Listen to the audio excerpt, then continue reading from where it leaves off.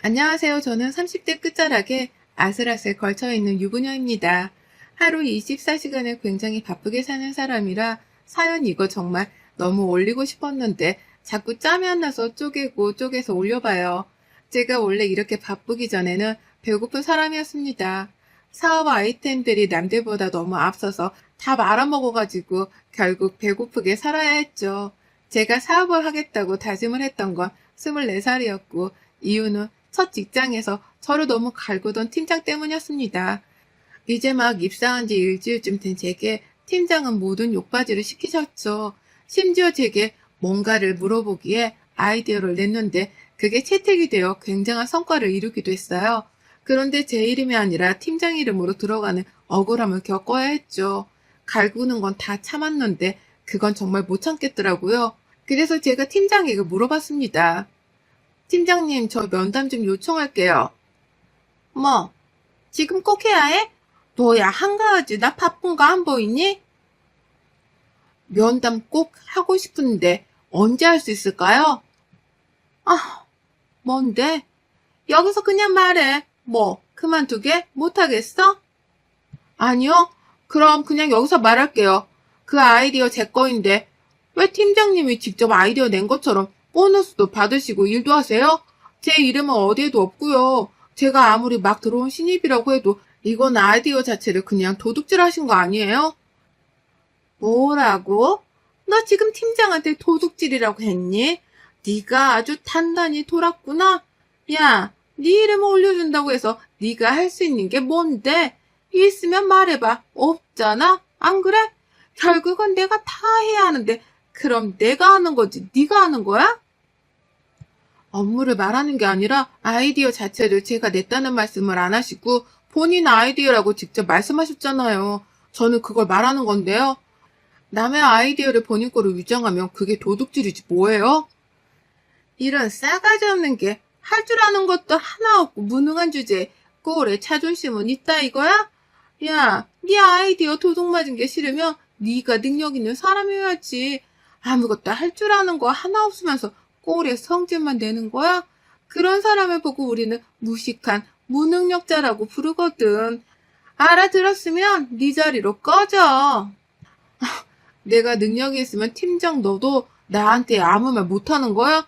그래, 그럼 꼭 이 조직에서 나가지 말고 있어. 몇 년 후에 보자고. 우리 그때는 과연 팀장, 네가 나를 보고 어떤 표정을 짓고 어떻게 행동하는지 내가 지켜볼 테니까.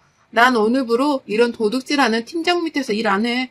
보고 배우는 게 도둑질이면 교도소를 가지 뭐하러 여기 있겠어? 사직 처리 잘 해주세요. 전 이만 가볼 테니. 전 그렇게 퇴사를 했어요. 어려서 용감하기도 했고 저는 제 걸 도둑 맞았는데 사과도 하지 않고 뻔뻔하게 행동하는 팀장의 행동에 너무 화가 났습니다. 그래서 전 직원들이 듣고 있는 곳에서 큰 소리로 말하며 제대로 쪽팔리게 해줬어요. 그러면 팀장도 쪽팔릴 테니까요.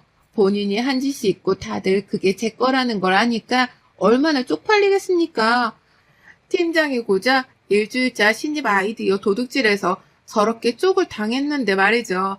그렇게 용감하게 나왔지만 사실 그 바닥이 너무 좁아서 소문이 빨리 퍼졌고 제가 일방적으로 싸가지 없게 행동한 나쁜 신입으로 소문이 났죠. 그럴 줄 알았어요. 그래서 전 홀로서기를 해야 했고 내 사업을 해야겠다고 다짐했습니다.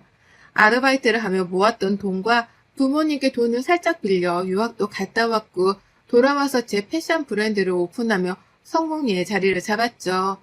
부모님은 늘 제 선택을 존중해 주셨고 믿어 주셨기에 저는 더 열심히 할 수 있었습니다. 그리고 부모님이 인맥이 굉장히 좋으셨고 발이 넓으셨는데 제가 브랜드를 런칭하고 이리저리 소문을 많이 내주신 덕에 더 많은 분들이 찾아주셨어요. 정말 다행이었죠. 그 후 저는 쭉 일을 하며 잘 살고 있었고 중간에 소개도 받아 연애도 했습니다. 그게 바로 제 남편인데 저보다 딱 4살 많았고 제가 제 일을 너무 열심히 하는 모습이 멋지고 보기 좋다고 했죠. 사실 연애를 할 시간이 없었습니다. 왜냐면 저는 하루 24시간이 부족했거든요. 이런저런 할 일이 너무 많았고 온라인으로도 판매를 시작하면서 더욱 바빠졌습니다. 제가 바빠지는 만큼 직원 수도 늘어갔는데 그 직원들을 관리하는 것도 결코 쉬운 일은 아니었어요. 늘 피곤하고 힘들었지만 결국 제 사업이고 성공했으니 만족하며 살았습니다. 일뿐 아니라 비즈니스적인 만남도 가져야 했고 미팅들도 많았어요. 그러다 어느 날 벼르고 있던 그 팀장이 저희 회사에 면접을 보러 왔더라고요. 제가 없을 거라고 생각을 한 건지 저를 기억 못하는 건지 저는 궁금했습니다. 면접을 볼 때 대놓고 물어봤어요. 팀장님이네? 나를 기억 못할 리가 없을 텐데 무슨 생각으로 왔지? 최고인 거 인정하니까 배우려고 왔습니다. 배우고 싶습니다. 근데 이를 어쩌나? 소문 못 들었나? 우리는 직원을 굉장히 엄격하게 뽑는데 그런 우리 회사에서 당신같이 남의 아이디어 도둑질이나 하는 직원은 절대 둘 수 없지. 대표님이 말씀해주신 그 도둑팀장이 저 여자예요? 와, 정말 뻔뻔하네요. 이미소 씨? 뻔뻔하지. 그러니까 그렇게 대놓고 남의 거 훔쳐갔겠지. 근데 뭐 내가 오기로라도 입사시켜 줄 거라고 생각했다면 오산이야. 우리 회사는 장난이 아니거든. 그리고 애초에 당신은 스펙부터가 자격 미달이야. 뽑을 이유가 하나 없어. 인성 거지 같고 제일 귀한 손은 더럽고 센스도 부족하고 성질머리는 더럽고 어쩌나? 나가 내 회사에서 아참 그리고 나에 대한 소문 아주 더럽게 냈었지? 덕분에 매장당했는데 이제 팀장 니 턴. 그때는 직원들 앞에서 그렇게 말하시길래 당황해서 저도 모르게 막말을 했어요. 아이디어 훔친 것도 정말 죄송했고 막말한 것도 그 이후의 행동도 다 죄송합니다. 응, 당연히 죄송해야지. 앞으로도 꼭 그렇게 고개 숙이고 살아. 그게 딱 어울리는 인생이니까 나한테 더 밟히면 죽게 생겼는데 이만 나가보지 그래? 저는 인생을 살면서 이렇게 속이 시원해 본 적이 없었습니다. 정말이지 속이 너무 시원해서 미칠 것 같았어요. 말로 다 표현하지 않아서 그렇지. 그 당시에 저를 매장시키려고 있는 말 없는 말 다 소문내버린 저 팀장 때문에 꽤 마음고생을 해야 했거든요. 그래서 충분히 당해도 싸다고 생각했어요. 어쩌면 나이 먹고 유치하긴 하지만 말이죠. 평생에 복수를 했고 전 더 홀가분하게 훨훨 날았습니다. 잠을 제대로 못 자도 복이라고 생각했고 너무 바빠서 힘들어도 그 또한 제게 주어진 임무이고 복이라고 생각했어요. 남편과의 연애는 당연히 즐겁고 재밌었지만 늘 미안했습니다. 제가 늘 기다리게 하는 입장이었고 남편은 늘 제 모든 걸 맞춰주는 입장이다 보니까 항상 미안한 감정이 쌓이더라고요. 그래서 항상 잘해주려고 더 노력을 했습니다. 하루는 제가 과로로 쓰러진 적이 있는데 이날 중요한 미팅이 있어서 얼른 가봐야 했어요. 그런데 그런 저를 붙잡고 남편이 말했죠. 지금 타이밍 진짜 웃긴 거 알거든? 근데 그 미팅 내가 데려다 줄 테니까 걱정 말고 진정해봐. 할 말 있어. 뭔데 그래? 나 늦으면 절대 안 돼. 빨리 수액 좀 빼달라고 해봐. 그래, 걱정 마. 시간 계산 다 해뒀어. 안 늦어. 결혼하자, 우리. 당신 이렇게 살다가는 죽겠어. 내가 옆에서 매일 365일 내내 챙겨줄 테니까 너 그냥 나랑 결혼해, 얼른. 뭐? 아니, 갑자기 그게 무슨 소리야, 지금. 이 상황에. 그래, 이 상황이라서 더 말이 나오는 거야. 빨리 대답해줘. 그래야 출발할 거야. 정말 왜 이러지? 나 급한데? 나도 급해. 수연이 너 이렇게 살다가 정말 골병 들어 죽어. 잘 좀 생각해봐. 나도 일하느라 바쁘긴 해도 한 집에 같이 살면서 챙겨주는 거랑 이렇게 떨어져 제대로 챙겨주지도 못하는 거랑 다르다고. 그리고 무엇보다 난 너 아니면 결혼 못해. 노총각으로 늙어 죽을지도 몰라. 참나. 정말. 알겠어. 결혼해. 얼른 가자. 제가 쓰러진 걸 본 남편은 이대로 혼자 뒀다가는 제가 정말 큰일 날 것 같았다고 합니다. 그래서 결혼을 요구했고 저는 받아줬어요. 저 역시 이 사람이 아니면 그 누구랑 결혼할 생각을 하지 않았기 때문에 가능한 일이었죠. 저희는 그 후 일사천리로 결혼을 진행했습니다. 그런데 남편은 저밖에 모르는 바보임이 변한 게 없었지만 결혼은 너무 현실적인 문제였죠. 연애할 때야 뭐 둘만 좋으면 되고 둘이 결정하고 그랬지만 결혼 후 시댁은 저와 너무 맞지 않았어요. 이게 뭐니? 빈손으로 오지 손님처럼 왜 뭘 사들고 왔어? 어머님 별거 아니고 어머님 딸기 좋아하신다고 해서 좀 사왔어요. 먹어보니까 달고 맛있더라고요. 돈도 그렇게 버는 CEO가 고작 딸기를 사왔어? 백화점 것도 아니고 그냥 동네 과일 가게에서? 네? 그 정도 체력가면 과일도 백화점에서 먹는 줄 알았는데 넌 아닌가 보다. 엄마 왜 그래? 왜 사람한테 말을 비비 꼬면서 해? 기분 나쁘게. 이 사람이 생각해서 사온 건데 진짜 과일 가게를 몇 곳을 돌아다녔는지 알아? 그러게 백화점 가서 한 번에 사오면 수월할 것을 뭐하러 그랬다니. 왜? 시애미한테는 백화점 과일은 먹이기 아까워? 아니요, 저도 백화점에서 안 사 먹어요. 비싸기만 하지 맛도 없거든요. 과일 가게에서 사는 과일이 제일 싱싱하고 맛있잖아요, 어머님. 아, 너무 먹어봐서 맛이 없어, 너는? 나는 모르는데 백화점 과일이 어떤 맛인지. 늘 저렇게 비비꼬면서 저를 못마땅해 하셨습니다. 그렇게 먹고 싶으면 본인이 직접 사 먹으면 될 것을 굳이 저를 걸고 넘어지셨죠. 심지어 시모의 이중성은 소름 끼쳤습니다. 함께 외식을 하자고 하셔서 룸을 예약했어요. 조용히 가족들끼리 먹고 싶어서요. 그런데 거기 일하는 직원이 하이가 저희 브랜드 거였죠. 남편이 그걸 알아보고 말했습니다. 방금 나간 직원분 하이, 당신네 거잖아. 그치? 이렇게 보니까 되게 반갑네. 저게 실용성이 좋게 나온 라인이지? 응, 맞아. 방금 여기 일하던 직원 말하는 거야? 응? 방금 나간 직원. 이봐요, 여기서 일하면 돈 많이 벌어요? 얼마나 받길래 그런 비싼 바지를 사 입는 거지? 아니면 돈도 없는데 있는 척 하고 싶어서 입어요? 아니, 우리 며느리가 그 브랜드 대표거든. 그래서 얼마나 가치 있는 옷인 줄 내가 아는데 그쪽이 입고 있는 게 웃겨서 물어봐요. 아, 죄송해요. 정말 죄송해요. 엄마, 지금 대체 무슨 말을 하는 거야? 왜 그래, 정말? 왜, 맞잖아. 그 고가 브랜드 옷을 이런 서빙하는 여자들이 다 입는 거면 너무 수치스럽지 않니? 이거 제 거 아니고 아는 언니가 준 거예요. 그렇게 고가인 줄 몰랐어요. 불쾌하셨다면 정말 죄송해요. 네? 아니에요. 정말 제가 죄송해요. 정말 죄송해요.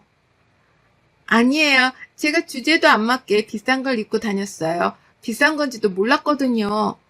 세상에 정말 그렇게 말씀하지 마세요. 저는 브랜드 옷 입고 계신 거 보고 너무 감사했는데 왜 그렇게 말씀하세요? 정말 죄송해요. 웃기고 있네. 너도 속으로는 뭐 저런 여자가 내 브랜드 옷을 입냐고 생각했잖아? 이미지 관리하니? 어머님 정말 그만하세요. 왜 그러세요? 결국 그 직원은 울면서 나갔고 저는 따라 나가서 몇 번이고 사과를 하고 고개를 숙이고 했습니다. 시모는 저를 괴롭히는 방법도 참 여러 가지였죠. 밖에서 저를 알아보는 누군가가 있으면 은근 내 며느리라면 으쓱거리는 게 있었고 그러면서 또 뒤로는 저를 괴롭혔습니다. 사람이 참 못된 심보죠. 이런 시모 때문에 저는 스트레스 너무 많이 받았고 시모를 만난 후에는 꼭 체하거나 위험이 오곤 했어요. 더 어이없는 건 신우입니다. 제게 마치 뭐라도 맡겨둔 사람처럼 행동을 했거든요. 세연이 이번에 그 가방 예쁘던데 그것 좀 하나 줘요. 아니면 샤넬이나 디올 신상도 좋고. 네? 직접 사야죠. 제가 그걸 어떻게 줘요? 돈이 그렇게 많으면서 그 정도 써봤자 어차피 티도 안 나잖아요. 안 그래요? 아가씨, 제가 얼마나 있는 줄 알아요? 모르지 않나? 인터넷에 돌아다니는 거 다 루머고 팩트 아닌 거 알면서 왜 그래요? 한두 번도 아니고 저한테 뭐 맡겨둔 사람처럼 그렇게 하지 마요. 기분 나빠요, 저. 신우한테 가방 하나 주는 게 그렇게 정색할 일인가? 새언니가 대표면 뭐해? 주는 것도 없는데. 야, 김민정, 너 자꾸 그렇게 싸가지 없게 할 거야? 미쳤어? 내가 뭘 했다고 그러는데? 가방 하나 주는 게 어렵냐? 본인은 명품 가방 셀 수도 없이 있으면서 짜증나.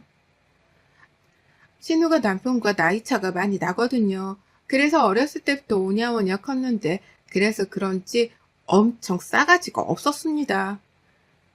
남편은 그런 신우를 부끄러워하고 늘 혼냈지만 아랑곳하지 않았어요. 왜냐하면 옆에서 시모가 한수를 더 뜨고 있었거든요. 솔직히 남편이랑은 아무 문제가 없었으나 시간이 지날수록 시무와 신우 때문에 스트레스가 과해지니까 괜히 남편도 미워지는 거 있죠? 이게 참 무서운 감정인 거예요. 제가 시무에게 가장 크게 꼬투리를 늘 잡혔던 게 바로 요리였습니다. 음식을 제대로 못하거든요. 늘 그렇게 바쁘게 살다 보니 직접 해서 먹을 시간도 없었고 항상 밖에서 사 먹었습니다. 제가 가장 많이 먹는 게 김밥이나 샌드위치처럼 간편하고 빨리 먹고 치울 수 있는 것들이었어요. 제대로 밥 한 끼도 못 먹는 제가 무슨 음식을 만들고 요리를 하겠습니까? 그러니 시모 누나는 너 잘 걸렸다 싶었겠죠. 제게 엄청 뭐라고 하셨습니다, 늘. 얘, 너는 칼질을 하나를 아직도 못해? 대체 너희 엄마는 무슨 생각으로 널 시집 보낸 거야? 돈이 없는 것도 아니고 요리하는 걸 좀 배워야지. 언제까지 이럴 거야? 엄마, 그 사람 음식할 시간도 없어. 본인 밥도 제대로 못 챙겨 먹는데 뭘 학원을 다녀. 그리고 우리는 우리가 알아서 잘 먹고 사니까 엄마만 그렇게 안 하면 아무 문제도 없다고. 제발 그만 좀 잡아, 이 사람 좀. 너도 시끄러워, 자식아. 그렇게 마누라만 감싸고 돌면 네 마누라가 더 욕먹는 거야. 엄마가 이유도 없이 자꾸 뭐라고 하니까 그렇지. 한두 번도 아니고 적당히가 없잖아. 뭐야? 네가 생각해봐라. 애가 시집 왔는데 칼질도 못하고 매번 내가 밥상 다 차려줘야 하면 열받지. 열 안 받냐? 그래서 우리가 한 끼에 몇십만 원 하는 고급진 곳에 모시고 가잖아. 근데 엄마가 곧 죽어도 집에서 먹자며. 그래놓고 왜 그러는데? 시모가 저를 향해 욕을 하며 남편은 10배로 갚아줬어요. 가끔은 그럴 때마다 속 시원하긴 했는데 당연히 스트레스를 안 받을 수는 없었죠. 저도 음식을 해보려고 노력했고 학원을 다녀볼까 했지만 시간이 없어서 다닐 수는 없었고 짬이 나면 집에서 꼭 어떻게든 뭐라도 썰어보고 칼질 연습도 해보고 레시피 보면서 음식도 만들어보곤 했습니다. 옆에서 뭐라고만 안 하면 어떻게든 만들 수 있는데 칼질부터 자꾸 지적하니까 아무것도 할 수 없었죠. 안 그래도 감정이 좋지 않은데 시무는 백수신우를 저희 회사에 입사시키라고 제안을 했습니다. 말이 좋아 제안이지 그냥 강제로 그렇게 하라고 했어요. 신우는 나이가 그렇게 먹도록 일이 하기 싫다고 이것도 저것도 힘들다며 아무것도 하지 않고 시무 카드로 생활했습니다. 능력도 없고 끈기도 없는 정말 제가 딱 싫어하는 사람이었죠. 예, 민정이 너희 회사면 일할 수 있겠다고 하니까 다음 주 월요일부터 출근시켜라. 아, 나 세원님 회사면 할 수 있겠어요. 내가 가서 일할 테니까 자리 마련해줘요. 네? 아무리 제 회사라고 해도 그렇지 인사관리도 다 규정이라는 게 있는데 아가씨를 갑자기 어떻게 뽑아요. 이거는 대놓고 낙하산이잖아요. 뒷말 나와서 큰일 나요, 정말로. 저는 딱 한마디 대답하고 10마디의 욕을 먹었고 결국 신우 자리를 마련해야 했죠. 그런데 스펙이 너무 미달이라 어떤 자리에도 넣을 수가 없었습니다. 그때 마침 마케팅 부서가 요즘 일이 많아서 바쁜데 보조일을 해줄 친구가 필요했거든요. 보조일을 해줘야 하기에 스펙이 딱히 필요도 없었고 신우가 딱이다 싶어서 그 자리에 채용을 해줬습니다. 이 자리도 들어오고 싶어도 못 들어오는 사람들이 얼마나 많은데 신우는 직함이 없다며 제게 뭐라고 했죠. 뭐예요, 새언니? 저 지금 일반 사원이에요? 팀장, 부장 뭐 이런 거 아니고 새언니가 대표인데 내가 왜 사원이야? 장난쳐요, 지금? 아가씨, 세상 물정을 몰라도 너무 모르는 거 아닌가? 지금 그 자리도 아가씨 능력으로는 절대 못 들어와요. 다른 사람들은 이미 낙하산인 거 다 아니까 제발 잘 좀 해요. 내 얼굴에 먹칠하지 말고. 신우가 하는 일이라고는 솔직히 허드렛 일이었고 일부러 더 시키라고 했습니다. 그러다 중간에 사무 업무를 알려줘 보라고 했는데 다들 두 손 두 발을 들더군요. 이해 자체를 못한다며 도저히 안 될 것 같다고 했죠. 그래서 결국 계속 정리하고 치우고 청소하고 분류하는 단순 작업만 했습니다. 할 줄 아는 게 없는데 어쩌겠어요. 그런데 신우는 폭발했죠. 아, 진짜? 내가 이딴 잡일 하려고 새언니 회사 들어온 줄 알아요? 나 더 이상은 못해. 안 한다고. 다른 일 시켜달라고요. 책상 앞에 딱 앉아있고 내 방에 있고 싶다고. 나도. 꿈 깨세요, 제발. 김민정 씨, 지금 여기가 어디라고 대표한테 그런 태도를 보이세요? 뭐예요? 대표라고 지금 나한테 훈계하세요? 웃기고 있네. 진짜 저기요, 새언니. 뒷감당 가능해요? 신우는 시무에게 전화해서 막 고자질을 했고, 시무 전화 받기 전에 신우에게 말했죠. 야, 너 그냥 나가. 주제도 모르고 어디서 설치고 있어? 나가, 당장. 뭐라고요? 미쳤어요, 정말? 너 끌려서 나갈래? 네 발로 나갈래? 5초 줄게. 5, 4, 3, 2, 1. 나가. 네, 어머님, 아가씨 때문이죠? 야, 너 우리 민정이한테 참일시켰다며? 나도 아까워서 청소 한 번 안 시키는데 네가 뭔데 얘를 참일시켜가며 부려먹어? 얘를 그딴 식으로 키우셨으니까 전화해 처먹고 할 줄 아는 게 청소밖에 없죠. 어머님 딸 지금 잘랐으니까 옆구리에 끼고 사세요. 제발 밖으로 내보내지 마시고. 전 그렇게 시무와 신우에게 확 질렀고 마무리는 남편이 했어요. 남편이 시댁에 가서 얼마나 될지 모르겠지만 그냥 당분간 연락도 말고 보지 말자고 했답니다. 한두 번도 아니고 결혼 생활 내내 저를 괴롭히던 가족들 모습에 소름 끼친다며 영 끊고 사는 셈 치고 우리 그렇게 살자고 했다네요. 당신 정말 그렇게 살 수 있어? 나 때문에 괜히 그러는 거면 그러지 마. 내 마음이 더 불편하니까. 아니야. 이건 내 가족이기 전에 진짜 너무 심각할 정도로 정이 떨어져서 안 될 것 같아. 내 동생인 게 내 엄마인 게 부끄럽고 창피하다. 정말 미안해. 그래, 고마워. 나 좀 안 보고 살고 싶긴 하거든. 미안하지만. 내가 미안하지. 이제 우리 서로에게 집중해서 살자, 여보. 그 이후 정말 시모, 신우와는 연락조차 하지 않고 살고 있습니다. 이제야 스트레스 지수도 많이 내려갔고 마음이 평온해진 것 같아요. 여러분의 생각은 댓글로 남겨주세요. 오늘도 시청해주셔서 정말 감사합니다.